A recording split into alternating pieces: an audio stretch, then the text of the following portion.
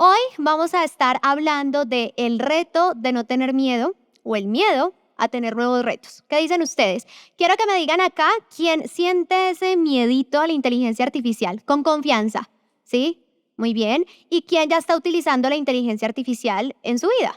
Perfecto. Cuando sentimos miedo es muy normal, es perfectamente normal y hoy vamos a entender cuál es este proceso que pasa a nivel interno, cuál es el proceso que sucede a nivel cerebral y por supuesto vamos a entender también cómo este miedo nos está paralizando de un montón de cosas que probablemente van a ser maravillosas. ¿Listo?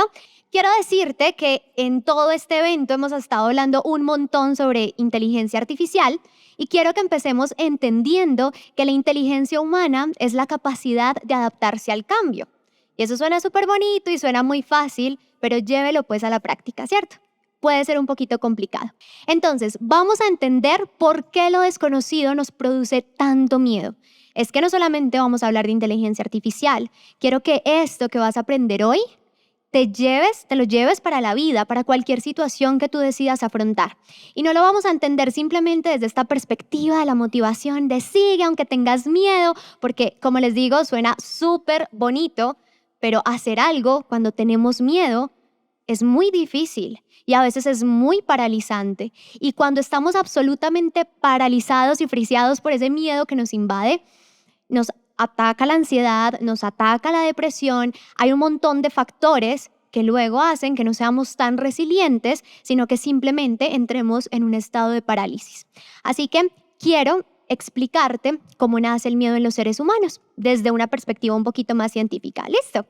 Entonces, cuando nosotros recibimos un estímulo que nos genera miedo porque es desconocido, como en este caso vamos a hablar de inteligencia artificial, ese miedo nos llega y nuestros sentidos, por ejemplo, la vista, el olfato, el tacto, el gusto, nos permiten que este cerebro que nosotros tenemos procese la información y diga, un momentico, aquí necesito que la amígdala se me active y yo tengo dos opciones. Oigan, no la amígdala de por acá, no la amígdala cerebral. Entonces, tengo dos opciones de que algo suceda con mi amígdala cerebral. Yo puedo huir o yo puedo luchar. Y en la inteligencia artificial, por ejemplo, podemos ver este patrón de comportamiento. Hay personas que huyen y dicen, no, es que yo eso no lo voy a estudiar, eso me va a reemplazar, eso es una bobada, eso no sirve, eso quita la humanidad, a mí eso no me gusta, entonces estamos en un estado de huida. O simplemente lucho, eso es horrible, nos van a desplazar, eso es muy malo, va a caer en manos muy peligrosas, listo. Cuando nosotros entramos en esos estados de miedo, significa que estamos perfectamente sanos. De hecho, nuestros antepasados, los que más sobrevivían, eran los que al tener miedo se paralizaban o al tener miedo luchaban, ¿sí? Si uno normalmente tiene miedo y ahí mismo lo hace, porque el miedo no le produce absolutamente nada, pues simplemente nos estamos deshumanizando. Entonces, lo primero que quiero que tengamos claro es que tener miedo está bien, es normal, no es que vamos a actuar y que vamos a dejar el miedo atrás, es imposible. Lo que nosotros vamos a hacer es entender cómo construimos esos patrones de creencias para trabajarlos y para transformarlos. Así que, ¿quién está listo para transformar los miedos sobre inteligencia artificial y sobre todo lo demás en la vida? Levanten la mano. Muy bien. Eso. Ahora, resulta que cuando nosotros estamos hablando del cerebro, tenemos que hablar necesariamente de las neuronas, ¿sí? Cuando nosotros llevamos ciertos procesos de pensamiento, ciertos procesos creativos, cuando estábamos chiquitos y nos dijeron, no, es que el dinero es para los malos, la ambición rompió el saco, empezamos a generar un montón de conexiones neuronales. Y esas conexiones neuronales van generando unas carreteras neuronales. Entonces, imagínate que tú todos los días necesitas ir al trabajo y ya te aprendiste la ruta. Tú simplemente coges tu carro, te montas y de una forma súper instintiva, incluso inconsciente, llegas hasta este lugar, ni siquiera entiendes cómo llegaste, cómo lo lograste, pero llegaste. Pasa exactamente lo mismo con nuestro cerebro. Si nosotros constantemente estamos repitiendo los mismos patrones o ya tenemos una carretera súper bien instaurada, ese es el mandato que nosotros tenemos o lo que se llama nuestro guión mental. Y esto aplica para absolutamente todo. Mira, si por ejemplo yo tengo un papá que emprendió y fue súper exitoso, Para mí va a ser muy fácil decir que el emprendimiento es el camino que conozco y que no, pues, ¿cómo así que, que emprender es difícil? Eso es muy fácil y toda mi familia se hizo rica gracias al emprendimiento. Pero si por el contrario yo tuve un papá que tuvo dificultades al emprender y que emprendiendo perdió la casa, perdió el carro, no pude ir a la universidad porque mi papá emprendió, ¿cuál es el patrón que yo adquiero? ¿Cuál es la creencia limitante que yo adquiero? Que el emprendimiento es peligroso, que el que emprende es demasiado arriesgado y con base en esa creencia empiezo a vivir mi vida y a crear una ruta a nivel neuronal que me lleva siempre al mismo camino.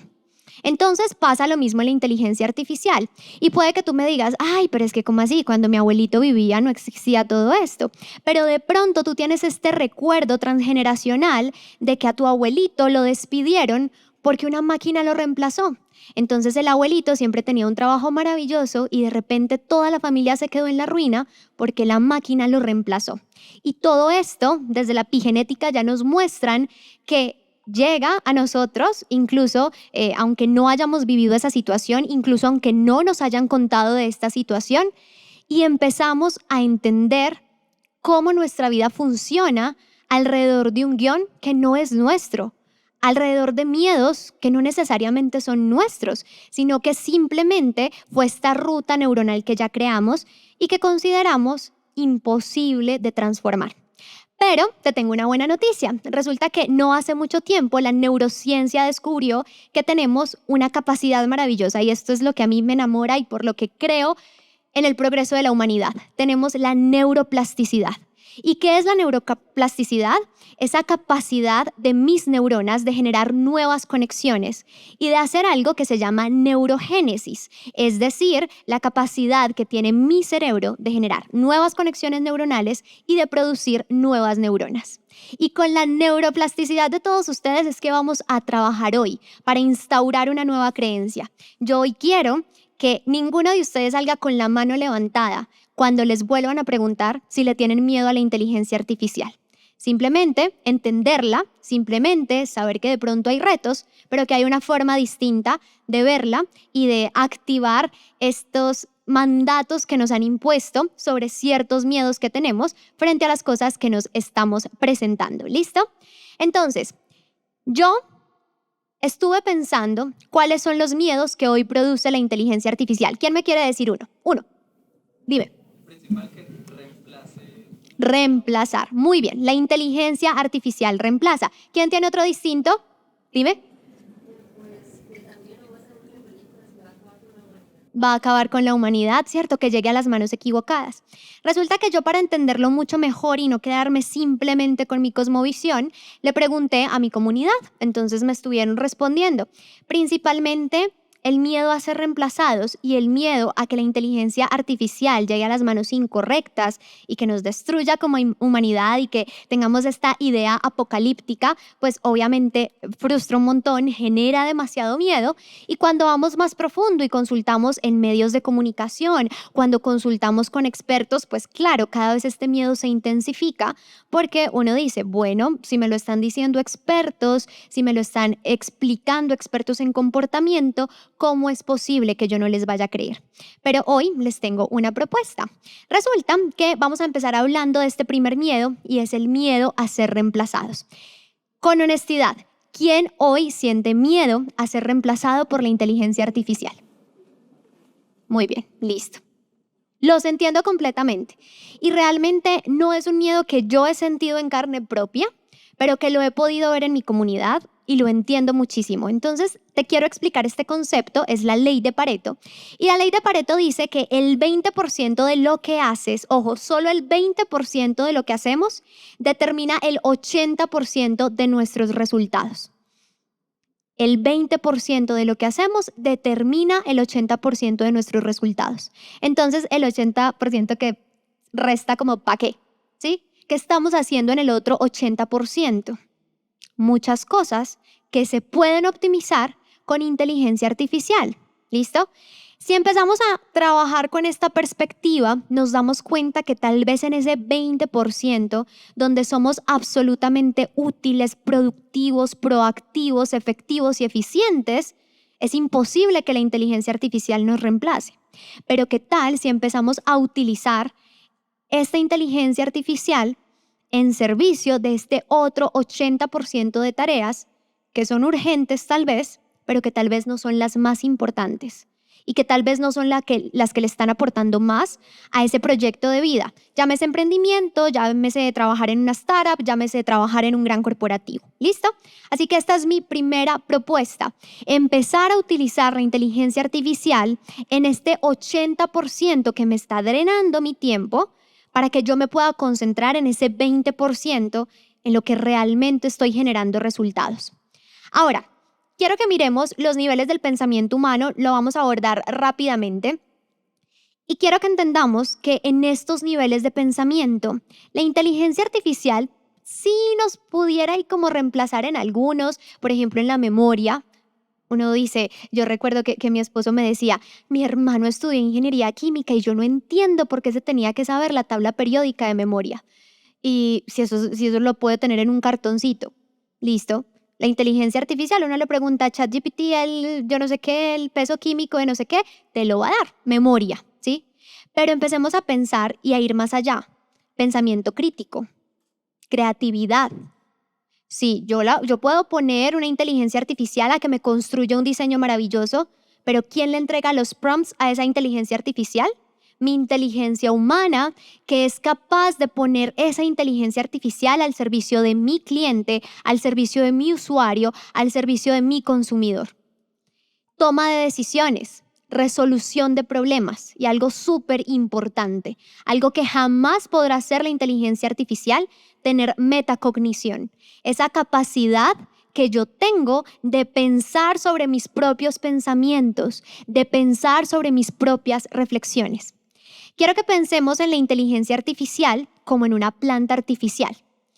Si, por ejemplo, yo pongo aquí una mata, una planta natural, y la planta natural está hermosa con las imperfecciones o las irregularidades de sus hojas, y yo pongo aquí al lado una planta artificial perfecta que no parece de este mundo, ¿tú qué me dirías? Ay, no, pero es que esa planta artificial se ve muy artificial, ¿cierto? Porque es que si algo es una paradoja en la vida humana es que hacemos cosas artificiales queriendo que se vean naturales. Entonces uno dice, inyectame los labios para que se vean más grandes, pero naturales. Voy a hacer aumento de busto, pero naturales, ¿sí?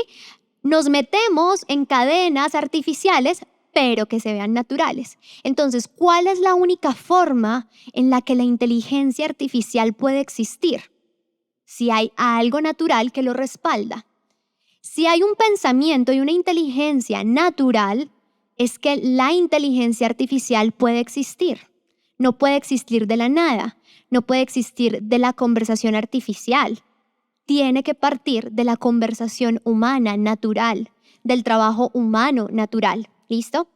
Ahora, otro miedo muy importante es el miedo a que la tecnología llegue a las manos equivocadas. Quiero hacerles aquí una pregunta, no basándonos en inteligencia artificial, sino ¿a quién en algún momento de su infancia le dijeron que el dinero hacía malo a las personas? ¿Sí?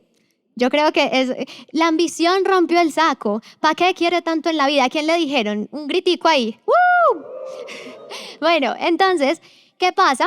Que nos empiezan a transmitir estas creencias y es muy fuerte en la comunidad latinoamericana, es súper fuerte por patrones religiosos, familiares, no vamos a hablar de ello, pero resulta que el dinero, como la inteligencia artificial o como un cuchillo, es una herramienta, ¿sí? Es una herramienta. Y si el dinero llega a las manos equivocadas, es un problema. Si el dinero llega a las manos correctas, es una maravilla. Y lo mismo pasa con la inteligencia artificial. Mira, cuando yo estaba chiquita, siempre me decían lo mismo. Es que Tatiana es muy ambiciosa. Ay, es que a la niña le gusta mucho ganar plata porque yo vendía crispetas, vendía limonadas, vendía collares, vendía revistas por catálogo. Mejor dicho, no vendía a mi mamá porque mi Dios es muy grande, pero yo amaba vender y amo vender. Porque me ha gustado la plata, a mí me gusta la plata, luego entendí que no era tan importante si no ofrecía un servicio de valor, pero desde chiquita me gustaba la plata, entonces mis papás ahí súper preocupados de, ay, ¿qué vamos a hacer? No, es que los ricos son malos, o incluso me decían, los empresarios solo explotan a los trabajadores y por eso tienen plata. ¿Ustedes saben cómo me sentía yo cuando empecé el camino del emprendimiento? Como una explotadora que solamente tenía a los empleados para que me generaran plata. Y me tocó hacer un trabajo interno muy grande, ¿sí? Pero ¿qué sucede? Que tú te das cuenta cuando empiezas a estudiar, cuando empiezas a entender, y te voy a resumir esto en una frase muy sencilla que a mí me transformó mucho en mi relación con el dinero. El dinero expande lo que tú eres. Y hoy te quiero decir, la inteligencia artificial expande lo que es la persona que la use. Si tú eres una persona que busca cambiar la agenda política y hacer un caos, o que quiere llamar a estafar a las personas con un reemplazo en el tono de voz, la inteligencia artificial va a ser un peligro y eso no se discute con nadie. Pero yo estoy segura de que aquí somos almas buenas, puras y caritativas que vamos a utilizar la inteligencia artificial con fines maravillosos, para vender más, para cumplir nuestros sueños, para impulsar más a nuestros equipos de trabajo, para entregarle a nuestros clientes un servicio mucho más ágil. Y así como el cuchillo sirve para cortar carne o para matar, la inteligencia artificial es una herramienta y tendrá su connotación según la persona que la utilice. Y quiero decirte aquí, muy conectado con el tema de este miedo al reemplazo, que la inteligencia artificial tiene un feedback de optimización. ¿Qué significa esto? Que constantemente estamos hablando de cómo la inteligencia artificial nutre nuestra inteligencia natural, nutre nuestra vida humana. Y eso es lo que hemos visto en todas las conferencias y charlas y en todo lo que estudiamos. Y claro, eso nos genera esta sensación de ok, ya no está aquí mi ego, donde yo puedo con todas y todas las actividades profesionales, sino que necesito ayuda de una inteligencia artificial. Pero hoy te tengo también una buena noticia. Nosotros, como seres humanos, desde nuestra inteligencia natural, estamos nutriendo la inteligencia artificial. Entonces, nosotros como seres humanos sí podemos vivir sin inteligencia artificial, aunque ¿para qué? Se ahorra tanto tiempo, ¿cierto? Pero la inteligencia artificial no puede vivir sin nosotros como seres humanos en este feedback de optimización. Ahora, vamos a hablar del sistema de activación reticular. Pero quiero saber cómo vamos hasta ahora. ¿Están dormidos, con pereza, muy concentrados? ¿Bien? ¿Sí? Muy bien. Ahora, ¿qué pasa con el sistema de activación reticular? Esta es una zona de nuestro cerebro que nos permite filtrar la información. Vamos a ponerlo en cristiano, ¿sí? Es como las gafas con las que yo veo la realidad. Yo puedo estar viendo la realidad con unas gafas oscuras y yo te puedo decir, eso es gris oscuro. Pero de pronto tú tienes un lente más amarillo y tú me vas a decir, no, esto está en amarillo, en colores cálidos, ¿listo? Entonces, dependiendo de las situaciones que yo he vivido en mi vida, que yo he tenido que asimilar, es que voy a usar unas gafas o voy a usar otras para ver las cosas. Por eso yo te puedo decir, si a ti te da miedo en este momento la inteligencia artificial, no te voy a juzgar, simplemente permíteme compartirte una herramienta distinta. Porque todo va a depender de 3 generaciones atrás y lo que pasó 3 generaciones atrás. Y eso va a conducir la forma en la que tú ves el mundo hoy y la forma en la que tú planteas las diferentes situaciones de tu vida.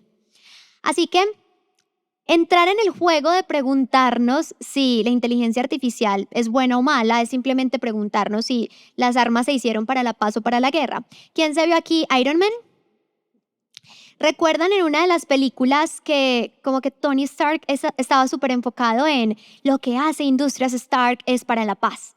Y luego la otra gente le decía, no, es que sus armas matan un montón de gente, esto es para la guerra, ¿sí? Es un debate en función de diferentes perspectivas y gafas distintas, formas distintas de ver la realidad. Ahora, ¿qué posibilidad tenemos hoy? Y este es el ejercicio que quiero que hagas al finalizar este día en PlatziConf. Quiero que hagas una lista de 10 cosas en las que tú podrías utilizar la inteligencia artificial para mejorar tu experiencia laboral. Puede que estés emprendiendo, puede que trabajes en un corporativo, puede que trabajes en una startup. Piensa 10 formas en las que puedes mejorar el servicio que ofreces en tus entornos laborales con inteligencia artificial. Yo, por ejemplo, con la conferencia de Dani, ya foto para todo. O sea, yo siempre en mi agenda tengo los martes dedicarme yo directamente a prospección de clientes porque me encanta y porque siento que puedo controlar el proceso y puedo entender cómo mejorarlo en equipo. Y yo ya tengo 3 herramientas que voy a utilizar. Entonces ya tengo 3 tareas completadas de estas 10. Piensa 10 formas, porque cuando nosotros cambiamos la forma en la que nos hacemos la pregunta, empiezan a llegar nuevas ideas. Dicen por ahí que la calidad de tu vida depende de la calidad de tus preguntas. Y normalmente cuando uno tiene ciertas preguntas, las respuestas son como súper desempoderantes. Si yo me miro al espejo y digo, ¿por qué seré tan fea? Ay, pues claro, porque no se peina, porque no se arregla, que eso es tan horrible. Bla, bla. Pero si yo me paro al espejo y digo, listo, hoy no me gusta lo que estoy viendo, ¿qué puedo hacer para mejorarlo? Puedes hacer ejercicio, ¿qué tal si de pronto hoy te peinas diferente? ¿Qué tal si te ves un curso de maquillaje? ¿Sí? Dependiendo de la calidad de preguntas que yo me hago, será entonces la calidad de mi vida. Ahora, quiero plantearte una hipótesis que yo tengo y es, ¿realmente el problema es de la inteligencia artificial? ¿O será de pronto más bien que el problema es el modelo educativo tradicional? ¿Ustedes qué piensan? Honestamente, a ver, ¿quién dice que es el problema de la inteligencia artificial? Levante la mano. Listo. ¿Quién piensa que es del modelo educativo tradicional? Bueno, estamos de acuerdo, entonces no vamos a pelear mucho, pero les voy a compartir mi opinión. Estos son mis hijos, Valentino, el que está abajo tiene 4 años, Luca, el que estoy cargando, tiene 2 años. Y resulta que desde que yo estoy en embarazo de Valentino, la angustia que vivía con mi esposo era ¿dónde van a estudiar nuestros hijos? Porque aparte tengo de esos primos gomelos que son, ay, pero estás en embarazo, ya te cogió demasiado la tarde para buscarle colegio. Ay, pero no así, ni siquiera ha nacido. Entonces, esta angustia me hacía pensar, listo, ¿dónde van a estudiar mis hijos?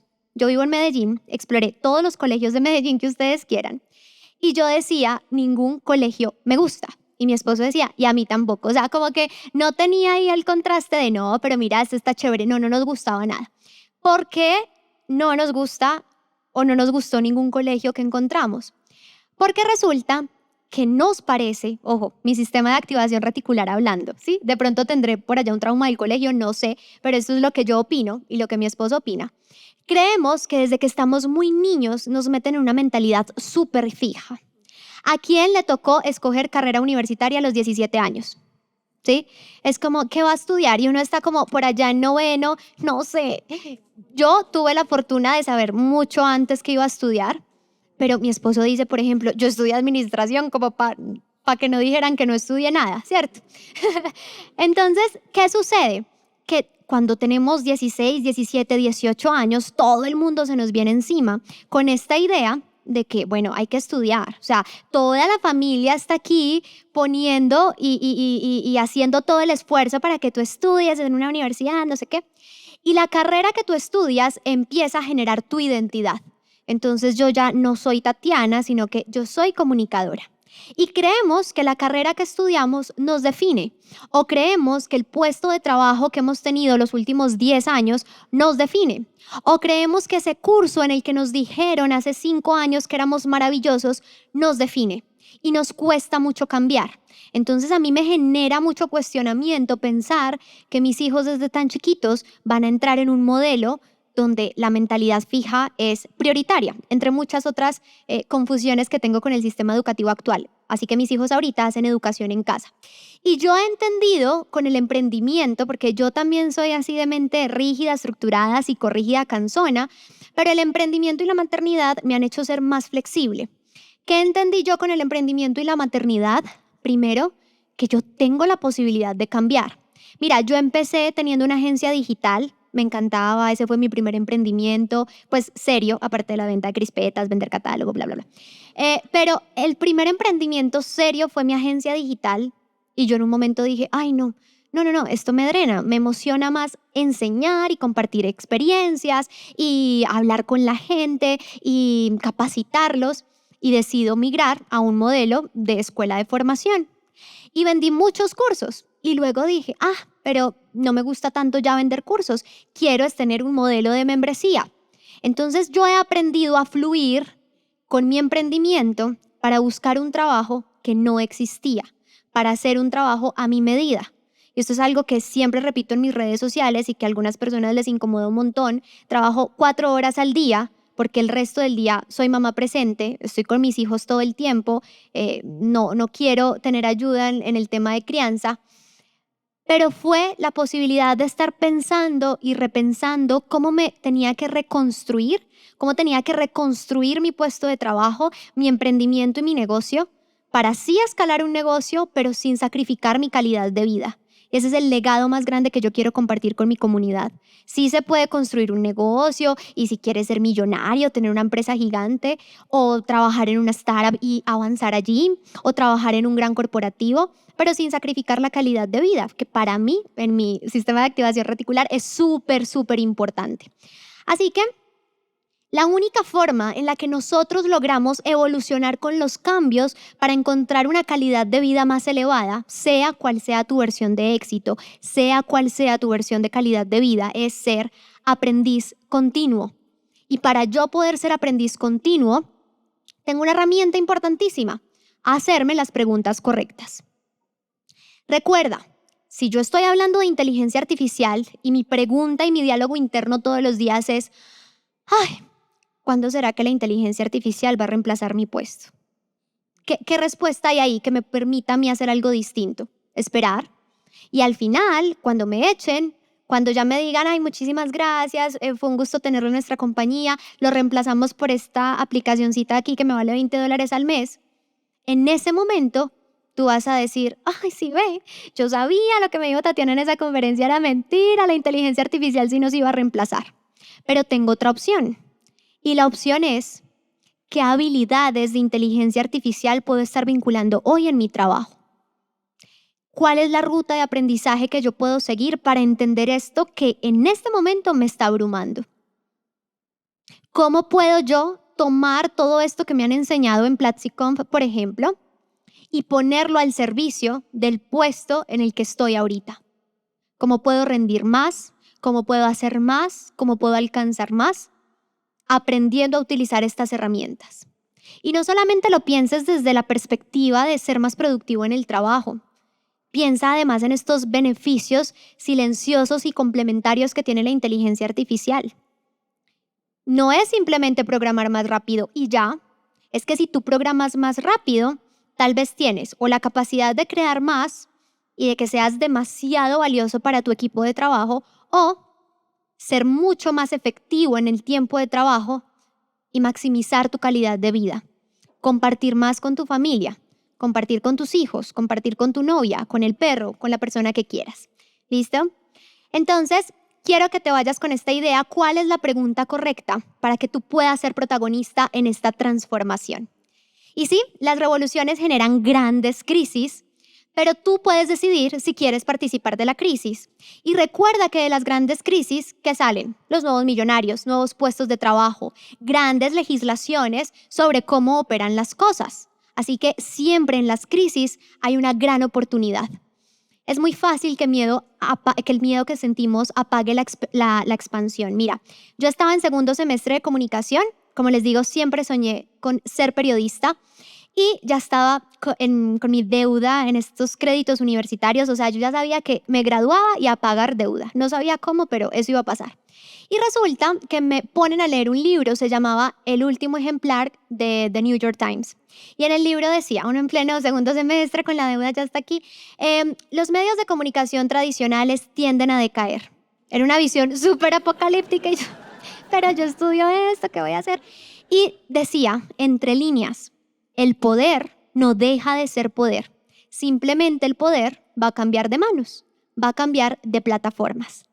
Leí ese libro en el 2013 y en el 2013 decido abrir mis redes sociales con un miedo profundo a que nadie me diera trabajo en un medio de comunicación tradicional y con la voluntad de que esas redes sociales se convirtieran en el canal de comunicación donde yo, al parecer, no iba a tener la oportunidad de trabajar nunca.